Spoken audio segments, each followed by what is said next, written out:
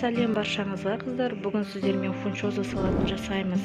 Оның салмасына бізде 250 грамм ет, жарты сарымсақ, 2 штук чеснок, сәбіз, болгар бұршын қосамыз.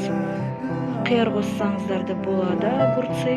Менде жоқ болғандықтан бар затпен жасап жатырмын. Менімен бірге болыңыздар.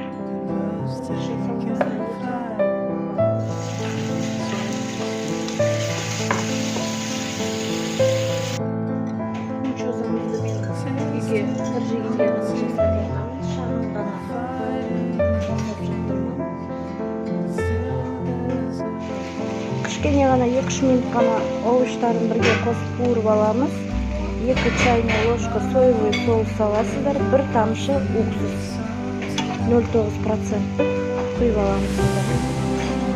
Біздің дайын мінекей. Ыстық суға 5-6 минутқа салып алып, суық суға шайып аласыздар.